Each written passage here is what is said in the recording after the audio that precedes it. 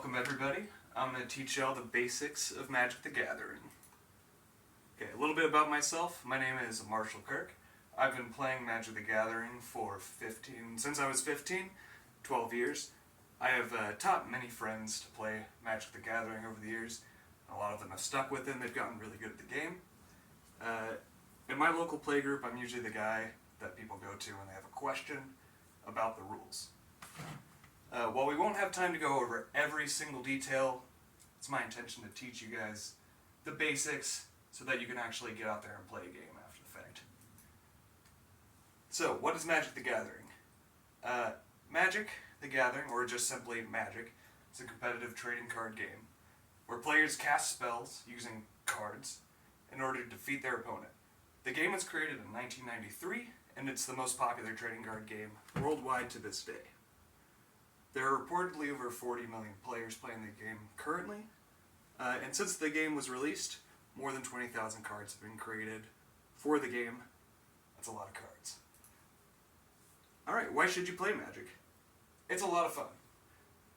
The game simulates the idea of being a powerful wizard, casting spells, summoning minions to vanquish your foes. The number of cards and deep game mechanics mean that games are rarely play out the same way twice. It's a great way to connect with friends and just have a good time. Also, if you get really good, you can play in tournaments. And as you see here, in 2018, the total Magic prize money was around $10 million. So, what do you need to actually play Magic? So in order to play Magic, you and your opponent will both need a deck of 60 Magic the Gathering cards, and a way to keep track of your life total. The goal of the game is to reduce your opponent's life total from 20 to 0. If you accomplish that goal, you win the game. Your deck should be comprised of a mixture of spell cards and land cards. We'll go over those cards in a little bit. Generally speaking, roughly 2/5 of your deck, 24 cards, should be land cards, and 3/5, or 36 cards, should be spell cards. This is not required by the rules of the game, but it is highly recommended, especially when you're starting out. This is a land card. You may play a land card from your hand once on each of your turns. Lands stay on your side of the board permanently, meaning that they belong to a classification of cards called permanents. Lands serve as a resource that enable you to play spell cards. At any time, you may tap a land by turning it sideways to produce 1 mana of the appropriate color. Once you tap a land, it does not untap until the beginning of your next turn. There are 5 basic land types: swamps, plains, islands, forests, and mountains. So, mana. Different types of land produce different colors of mana. Swamps create black, plains create white, islands create blue, forests create green, and mountains create red. Mana is used to play or cast spells. When you produce mana by tapping a land, you keep that mana until the end of your current phase, or until you use it to cast a spell. Having the correct type of mana is essential to playing the game. In order to cast spell cards, you must spend mana of the correct color. In this example, we have a creature spell that requires 1 green mana, denoted by the green tree symbol in the top right corner, and 1 generic mana, denoted by the 1 in the gray circle. Generic mana can be of any color, and in order to cast this spell, we would need to have at least 1 forest and 1 additional land of any other type. Quiz time! What do we need to cast these spells? Sherry? You need the red land, which coincides with the mountain? Yes, exactly. Okay. Alright. Summer, what do we need to cast this spell? You need 1 blue mana and 1 generic mana. Perfect. And now we have a tricky one. So you need 3 mana, and 1 mountain, 1 forest, and 1 water? What's the blue? That's pretty close. It would require an island. Island. 1 forest, 1 mountain, 1 island, and 3 of any type. Oh, okay. So 6 total. Okay. Wow. So that's a strong one. So, what are spell cards? This is a spell card. A spell is essentially every card that isn't a land. There are 6 types of spell cards. We'll break those 6 types into 2 classifications, permanents and non-permanents.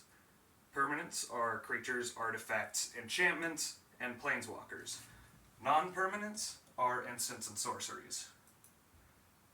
So, as with lands, some spells stay on the board permanently. We'll only go over creatures in detail, but here's a little rundown on the others. Artifacts and enchantments generally have some kind of ongoing effect that either buff your creatures or do something to your opponents, like drain their life total. So creatures. Creatures are one of the most important types of cards in the game. Creatures are the only type of card that can commence in combat. And it's the most common way of dealing damage to your opponent and thereby winning the game. Every creature has a power and toughness denoted in the bottom right corner of that card. Here and here.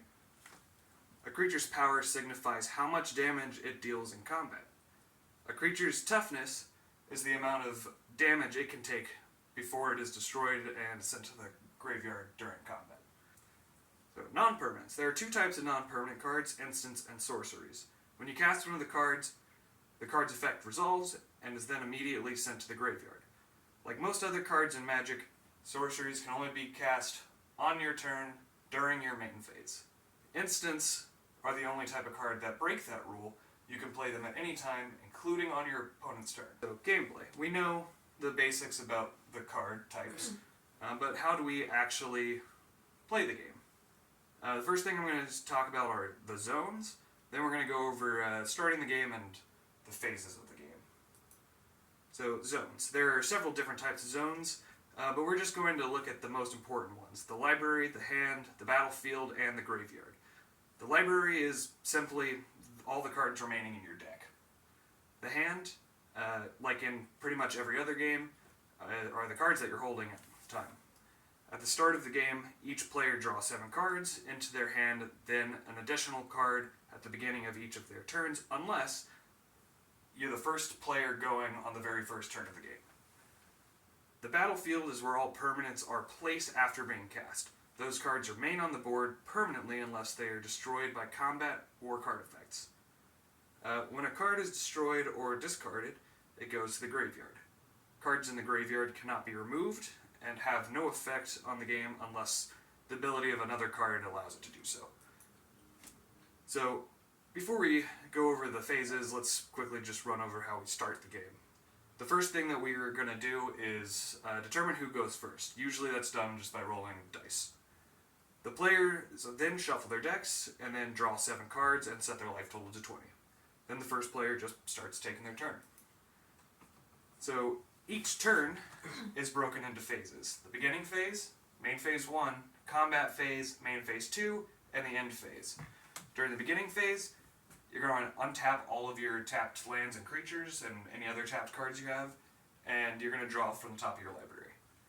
After the beginning phase, the player moves to their main phase, during which time they can cast spells and play a land, but remember, just once per turn. Between main phases, the player moves to their combat phase. I'll go over that in the next slide. Finally, after the second main phase, the player moves to their end phase, where all of their creatures recover all missing health that they have, and the turn passes to your opponent. So, during combat phase, this is probably the most complex part of the game. During the combat phase, the player whose turn it is may use their creatures to attack their opponent. In order to do this, the player declares which of their creatures will attack. When an attack is declared with a creature, you must tap it. If a creature was already tapped for any reason, it cannot be declared as an attacker. Once attackers are declared, the opponent may choose to block the attacking creatures with their own creatures. A creature must be untapped in order to block, but it does not become tapped by blocking. After the opponent assigns all desired blockers, damage is calculated. Damage is calculated simultaneously when creatures fight, each creature deals damage equal to their power to the other creature's toughness. If the toughness of either creature is reduced to 0, that creature is destroyed and put into the graveyard. If a creature is not blocked, it deals damage equal to its power to the opponent's life total. This is how you win the game, generally, by getting your creatures in and hitting your opponent and reducing their life total down to 0. So, quiz time part 2. Who survives? Player A is in control of Elite Vanguard. Player B is in control of Colonian Tusker. Player A declares an attack with Elite Vanguard against Player B. Player B chooses Colonian Tusker to block Elite Vanguard. Who will survive the fight? And just in case you can't see well enough, Elite Vanguard has 2 power and 1 toughness. Colonian Tusker has 3 power and 3 toughness. The Tusker is going to win? Exactly, yes. But what if, in a surprise move, player A casts the instant card Giant Growth, targeting their Elite Vanguard? So you can see here, Giant Growth allows target creature to gain +3/+3 until the end of the turn. So that would increase its stats to overpower the Tusker in both accounts. Exactly. So, And you can just play them? you would have to have Because it's an instant, so that's why you can play you it would as still well. have to have the lands to tap Okay. for the mana required. But yes, you can Okay. play this at this time. And another surprise, another instant is played. They play Swell of Growth. This reads, target creature gets +2/+2 until end of turn. So who would survive this fight? Trick question. Neither does. Exactly. Since the combat damage is dealt to the creatures simultaneously, they will end up killing each other in this scenario. Great. So we can click forward. And that's pretty much all you need to know about the basics of the game. Cool.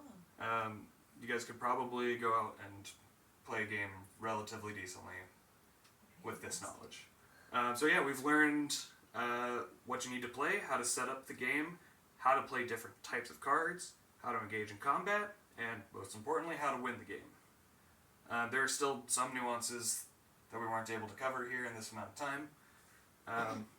But if you want to learn more, the best way to learn them is to go out and play the game.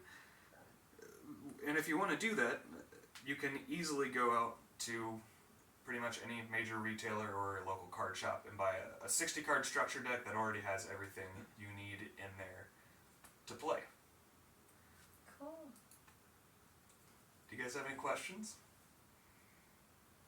I thought that was really informative. I've seen so many people play Magic the Gathering since I was in like early high school, which was a little bit of time ago. I guess my question is, what do any of the land cards hold different values? Like, does it matter what you stack up? Yeah, there's once you start. Go ahead. No, once you start playing the game, you'll find a million different variations on every type of card. So there are special types of lands that can tap for 2 separate colors, or Okay. even tap for multiple of one color. They usually come at some kind of a cost to play, like they enter the battlefield tapped, so you can't play them, you can't use them the turn that they come out, things like that. How long does it usually take to play a game like this, like on average? Only a few minutes, honestly. Some games do go longer, but these ones tend to go pretty fast. You go in maybe 10, 20 minutes most of the time. Up to how many players can play at once? Infinite, technically. Yeah. It accommodates. Can you You just have to. You just play in a clockwise circle. Okay. But yeah, we're probably running out of time. So if you guys have any other questions, y'all can feel free to ask me about them later on. So I appreciate you guys hanging Thanks, out and Marshall. listening. That was awesome. Thank you. Woo!